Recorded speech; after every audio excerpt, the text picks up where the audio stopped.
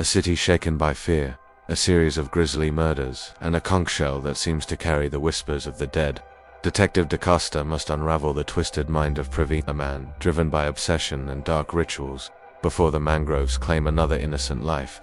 From eerie masks to a chilling ritual under an ancient banyan tree, every step brings the detectives closer to a truth far more horrifying than they imagined. This is a tale where evil lives in the smallest, most unexpected objects, and where listening too closely can mean losing everything. Are you ready to hear the echoes of the dead, step into the shadows, where fear waits in every corner, and experience a mystery that will haunt your dreams long after the story ends? The sun had barely risen over the calm coast of Batalbatim, Goa, when the first police jeep rolled to a stop near a small house painted light blue. The neighborhood was waking up slowly. Fishermen dragging nets, women sweeping verandas, dogs barking at the tide, unaware that something unspeakable had happened among them. Inside that small home, 74-year-old Maria Fernandez lay dead. She had been a teacher for over 40 years, loved by everyone in the community, but now, her tiny house was a silent crime scene. The responding officer, Sub-Inspector Deshmak, remembered the smell, not blood, but something oddly clean, like the faint scent of coconut oil mixed with incense. On the floor near the victim's body, he saw an object that made no sense at first, a white conch shell, streaked with red. The blood looked fresh, glistening in the dim light filtering through lace curtains.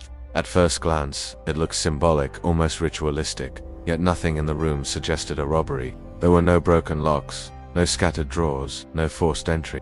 Only a cup of tea, still half full, on the kitchen table. By mid-morning, curious neighbors gathered near the police tape, whispering in Konkani. Many had known Maria for decades. She was gentle, religious, and lived alone after her husband passed away years ago. She tutored neighborhood children in English and math, sometimes refusing payment. She attended church every Sunday. The question everyone kept asking was simple: who would harm her? Detectives searched every corner. Her jewelry box was open, a few gold chains missing, but her handbag, with cash and documents, was untouched. It looked staged, like someone wanted them to think it was a burglary. When the body was taken for autopsy, the lead investigator, Inspector DaCosta, remained behind. He studied the conch shell closely. It was heavy, polished, and ancient-looking. A single fingerprint was visible near its opening, smeared, but distinct enough for analysis. That night, as news broke on local television, the quiet town of Batalbatim fell into unease. Reporters called it the Conch Shell Murder, a phrase that would soon haunt the entire region. The next morning, the autopsy report arrived. The findings were disturbing. Maria hadn't been bludgeoned, she had been suffocated. The bruises on her neck suggested someone had pressed something over her face until she stopped breathing. But here's where it turned strange. The blood found on the conch shell wasn't hers. DNA results matched a man named Rajiv Naik, a 36-year-old local carpenter. He had done repair work at Maria's home multiple times. To most people, Rajiv was quiet, polite, and hardworking. But as investigators would soon learn, appearances can be deceiving, and in this case, literally so. When officers arrived at Rajiv Naik's home, he didn't seem surprised to see them. The man was calm. According to Inspector DaCosta, his hands were steady, his tone respectful. Rajiv admitted he knew Maria well, but claimed he hadn't seen her in over a week. "I was working in Mangrove," he said, "on a furniture order for a hotel. You can ask my supervisor." His alibi seemed believable. Yet, as investigators reviewed CCTV footage from nearby houses, one clip made every officer in the room fall silent. At exactly 9:47 p.m. on the night of the murder, a man who looked identical to Rajiv was seen walking toward Maria's home. Same height, same build, same walking pattern. The footage showed him entering through the front door, which suggested Maria had let him in willingly. But the most disturbing part came 2 hours later. The same figure was seen leaving the house. This time his hands were gloved, and he carried a small sack. When confronted, Rajiv didn't panic. He looked confused, even frightened. "That's not me," he insisted. "I swear, that's not me." At first, investigators assumed he was lying, but when they checked his alibi, it held up. Several co-workers confirmed he'd been in Margot 20 miles away at the exact time of the murder. So how could Rajiv be in two places at once? Forensic teams combed Maria's house again. They found partial shoe prints, size 9, the same as Rajiv's. But there was something else, a faint smell of latex on the doorknob, and a single synthetic fiber on the victim's bedsheet. It wasn't from her clothing, it was from a mask. At first, the idea sounded absurd, until a retired inspector mentioned a similar unsolved burglary years ago, where a thief had worn a silicone disguise. The theory gained traction quickly. If true, the killer hadn't just tried to rob Maria, he'd tried to become Rajiv. The break came from a tip. A fisherman reported seeing a man matching Rajiv's description staying in an abandoned shack near the highway, only weeks before the murder. But when police searched it, the man was gone. What they found inside, however, chilled even the most hardened officers. A rusted trunk sat in the corner of the shack. Inside it were items that didn't belong together: an empty bottle of adhesive, fragments of silicone, latex gloves, a cheap wig, and something that made Inspector DaCosta step back: a mask. It was pale, unfinished, and eerily lifelike. The nose, mouth, and eyes were molded perfectly, and the face it resembled was unmistakable. It was Rajiv's. The discovery changed the entire direction of the investigation. For weeks Rajiv had been viewed as a suspect. Now he was possibly a victim of identity theft in its most horrifying form. Police sent the mask for lab testing. Forensic results showed traces of human skin cells, sweat residue, and traces of animal glue, a cheap bonding agent. The mask had been worn for hours, possibly during the crime itself. But the question remained: who created it, and why? They soon identified the man who had rented that shack. His name was Pravin, a small-time thief with a record for burglary and fraud. He'd been arrested twice before for posing as a cable repairman to steal from tourists, but this was different. When detectives traced his previous hideouts, they found something that deepened the mystery. Every location contained one common object: a conch shell.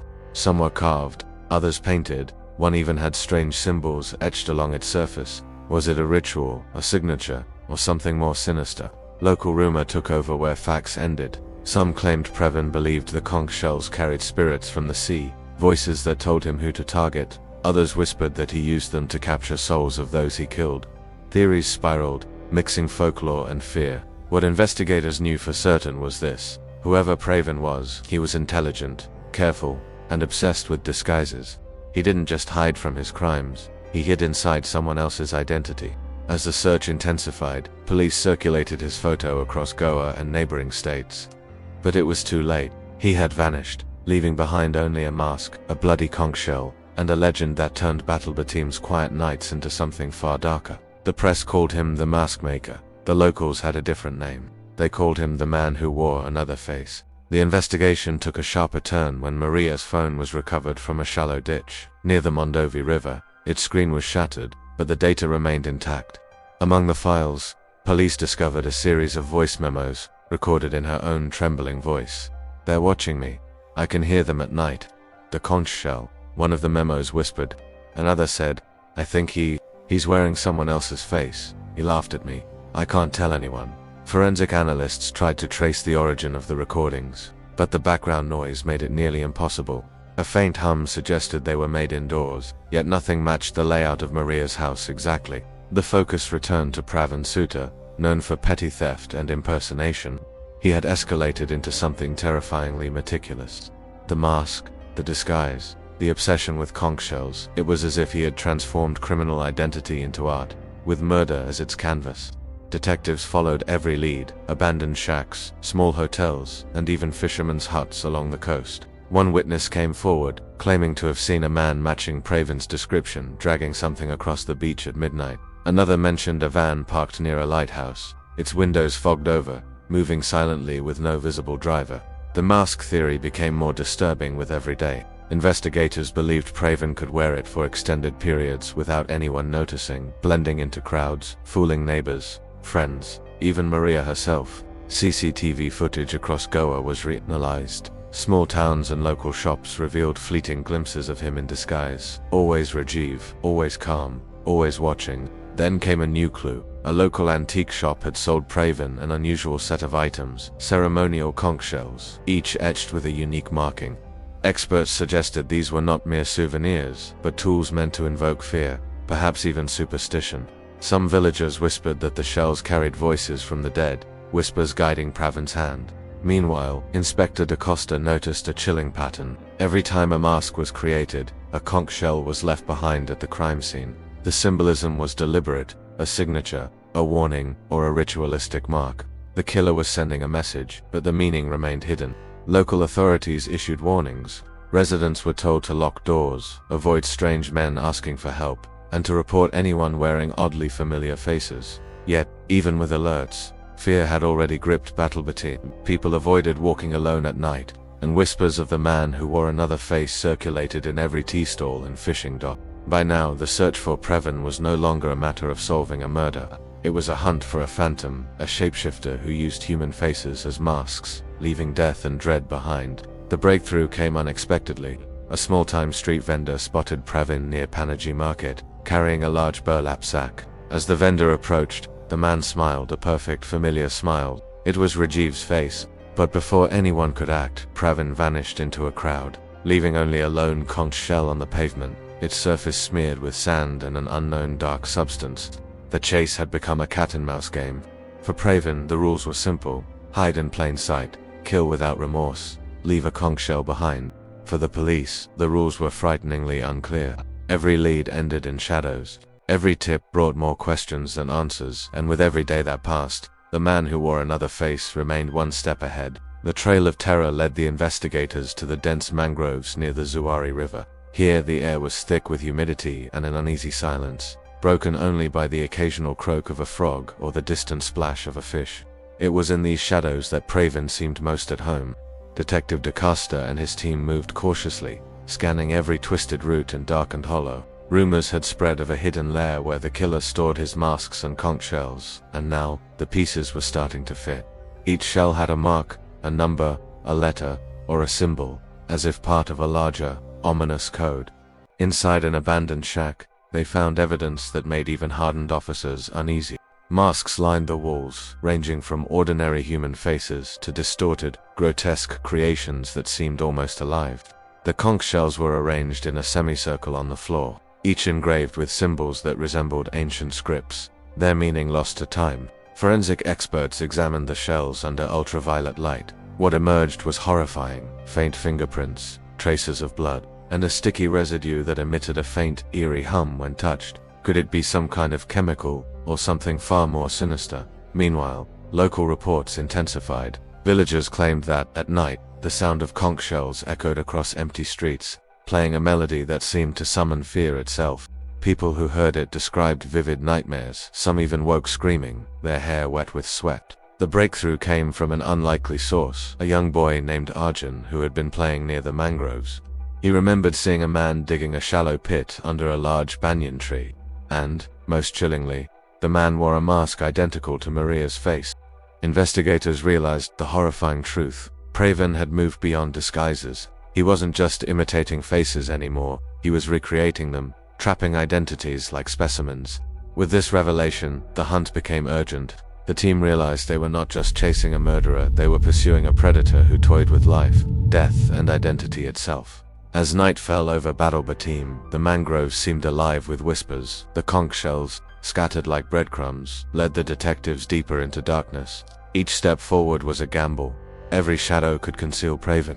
Every sound could be the echo of a life stolen. And somewhere, in the labyrinth of mangroves and masks, Pravin watched, waiting for the perfect moment to strike again. The city slept uneasily, unaware that the hunter was already inside their midst, blending faces and leaving shells as a chilling signature of his next murder. The night was black as pitch when Detective DaCosta and his team finally traced Pravin to the heart of the mangroves.